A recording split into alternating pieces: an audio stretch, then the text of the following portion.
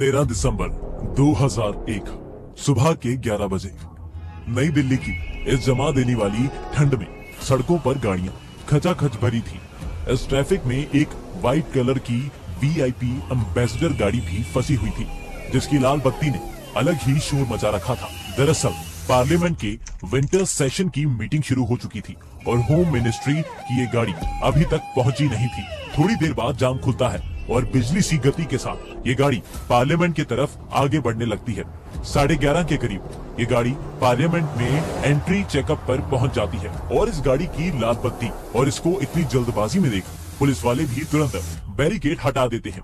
बस ऐसा करने से आज पार्लियामेंट में मौत का कोहराम मचने वाला था, क्योंकि इस गाड़ी में कोई मंत्री या अफसर नहीं बल्कि कई किलो बारूद और AK-47 बंदूकों से लैस 5 आतंकवादी बैठे थे, जो और किसी को नहीं बल्कि भारत के प्रधानमंत्री को दिन दिहाड़े पार्लियामेंट में घुसकर मारने आए थे। दोस्तों, आज की इस वीडियो में हम उस आतंकी हमले की बात करने वाले हैं जिसने भारत को अंदर तक हिला के रख दिया था। हम बात कर रहे हैं 2001 पार्लियामेंट अटैक की।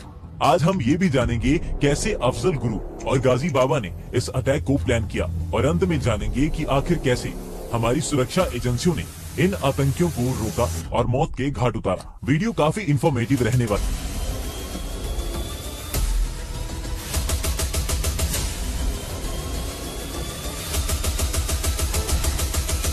2001 दोस्तों, सबसे पहले ये जानते हैं कि आखिर ये अटैक प्लान कैसे किया गया था।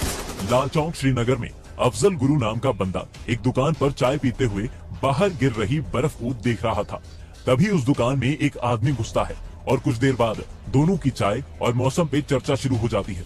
बातचीत में यह आदमी अपना नाम तारिक अहमद बताता है और दोनों की कश्मीर के भविष्य पर काफी लंबी बात चलती है। आने वाले दिनों में इनकी 2 बार और मुलाकात होती है और जब ये तीसरी बार मिलते हैं तब तारिक अफजल को बताता है कि वो जैश-ए-मोहम्मद के लिए काम करता है और कश्मीर के हक की लड़ाई के लिए लोगों को भर्ती करता है। इसके बाद वो अफजल को समझाता है कि हमारे साथ जुड़ने पर तुम भी कश्मीर के हक की लड़ाई लड़ पाओगे और पैसे की भी सारी दिक्कत दूर हो जाएगी। ये सुन अफजल का लालच बाहर निकलने लगता है और वो तारिक के साथ हाथ मिला लेता है। दोस्तों, अटैक की प्लानिंग में आगे बढ़ने से पहले अफजल की जिंदगी पे नजर डालते हैं। अफजल का जन्म 1969 सोपोर कश्मीर में हुआ था। उसको बचपन से ही लगता था कि कश्मीरी युवाओं के साथ भेदभाव होता है और इसी के चलते वो 1990 में अपना कॉलेज भी पहले ही साल में छोड़ देता है। कश्मीर में उन दिनों युवाओं का यासिन मलिक नाम का बंदा अपनी JKLF नाम के संगठन में भर्ती करता था और पाकिस्तान में ट्रेनिंग दिलवाता था ताकि वो आगे चल के कश्मीर को भारत से अलग कर सके। अफजल भी इस संगठन से जुड़ जाता है और 2.5 महीने पाकिस्तान में ट्रेनिंग लेने के बाद कश्मीर वापस आता है। पाकिस्तान से बहुत सारे युवाओं के कश्मीर आने की खबर आर्मी को भी पता लग जाती है और वो सबको अरेस्ट करने लगती है। उस समय अफजल अपने चचेरे भाई शौकत के पास दिल्ली भाग जाता है। वो वहाँ पर दिल्ली यूनिवर्सिटी में पॉलिटिकल साइंस में दाखिला ले लेता है। कुछ साल आम जिंदगी गुजारने के बाद वो फिर कश्मीर में रहने लगता है। इसी दौरान अफजल की मुलाकात उस दिन तारिक से हुई थी। तारिक से हाथ मिलाने के बाद तारिक अफजल को कश्मीर की एक बर्फीली पहाड़ी पर बने आतंकी कैंप में लेकर जाता है और वहाँ पर उसकी मुलाकात जैश-ए-मोहम्मद के कमांडर गाजी बाबा से होती है। गाजी बाबा इन्हें बताता है कि जैश-ए-मोहम्मद का फाउंडर मसूद अजहर हिंदुस्तान की राजधानी दिल्ली पे हमला करना चाहता है।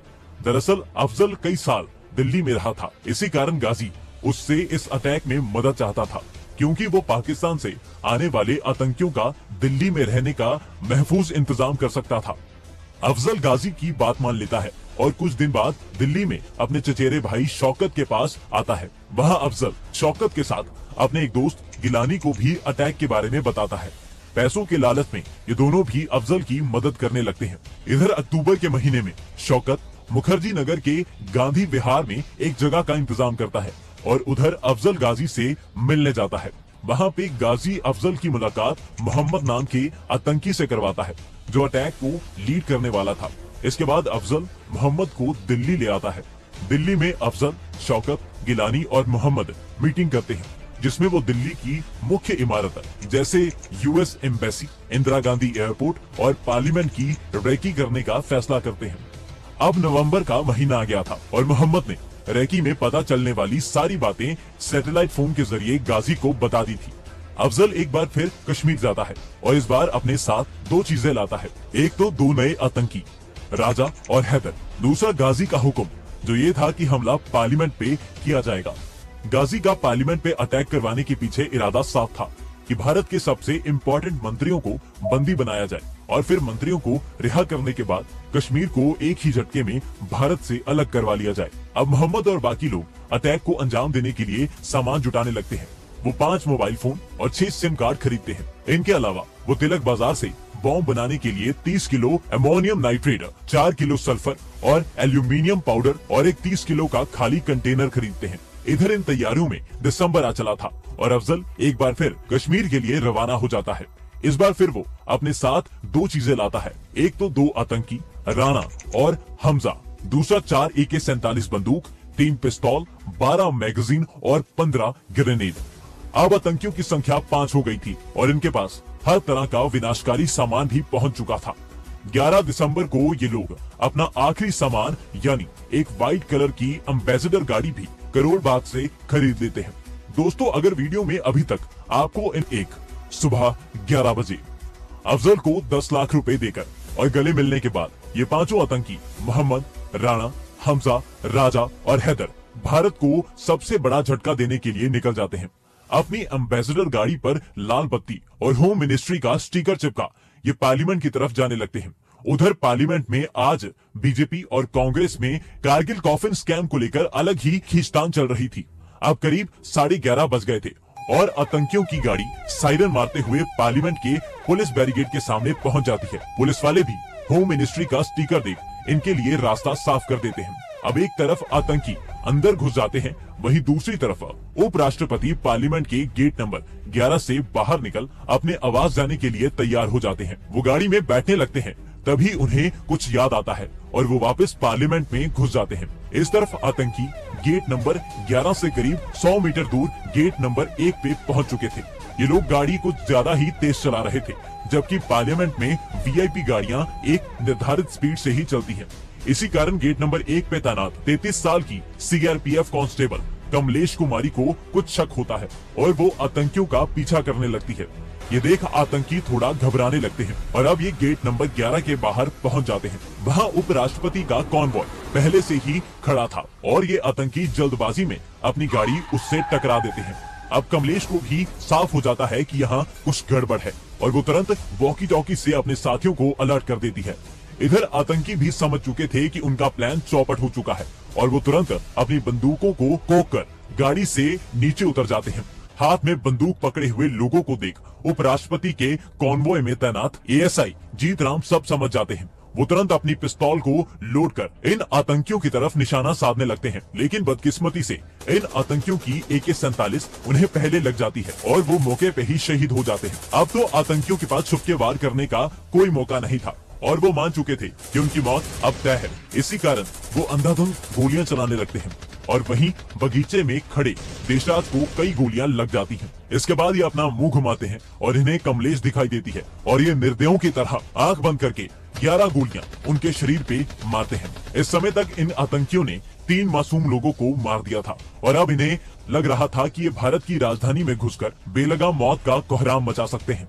अब ये आतंकी गेट नंबर 11 पे आतंक फैलाने के बाद फिर से गेट नंबर 1 की तरफ जाने लगते हैं। अब तक पूरे पार्लियामेंट में हाई अलर्ट कर दिया गया था और खिड़की से लेके दरवाजे तक सब बंद कर दिए गए थे। CRPF के जवान भी आतंकियों का शिकार करने के लिए पोजीशंस ले लेते हैं। जैसे ही आतंकी गेट नंबर 1 के पास पहुंचते हैं, तभी कांस्टेबल सुखविंदर और हेड कांस्टेबल थापा सबसे आगे चल रहे इन आतंकियों के सरदार मोहम्मद को मौत के घाट उतार देते हैं। हालांकि आतंकियों के पास AK-47 थी, इसलिए दोनों जवानों को भी गोलियां लग जाती हैं। दोनों फटाफट कवर लेते हैं और उधर गोली लगने से मोहम्मद की छाती पे बंधा विस्फोट ब्लास्ट हो जाता है। एक जोर की आवाज के साथ देश की सबसे सुरक्षित इमारत में काले धुएं का बादल उठने लगता है।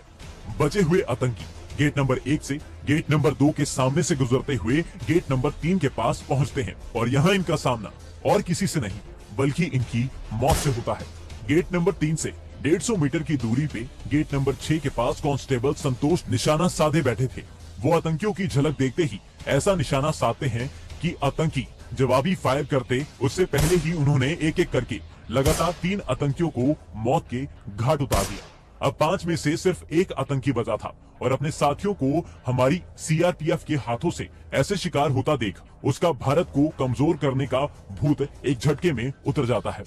सारे खिड़की दरवाजे बंद हो चुके थे और उसको चारों तरफ अपनी मौत दिखाई दे रही थी, इसलिए वो अब हड़बड़ाहट में इधर उधर ग्रेनेड फेंकता हुआ भागने लगता है। वो पार्लियामेंट के इस गलियारे में पिलर्स के पीछे छुप छुप के भाग रहा था, इसलिए निशाना साधना भी मुश्किल हो रहा था। ऐसे भागते हुए उसे एक केबल दिखती है जो फर्स्ट फ्लोर से आ रही थी। वो तुरंत उस पे चढ़ फर्स्ट फ्लोर पे जाने का सोचता है ताकि कम से कम वो हमारे जवानों की गोलियों से बच सके। बस वो इस बात से बेखबर था कि ये भारत के जवान हैं जो दुश्मन पे निशाना साध लेते हैं तो मौत के घाट उतारने तक पीछा नहीं छोड़ते। वो जैसे ही केबल पे चढ़ता है, कांस्टेबल श्यामवीर उस पे निशाना साध 3 मिनट पहले मरे उसके साथियों के पास यानी नरक भेज देता है।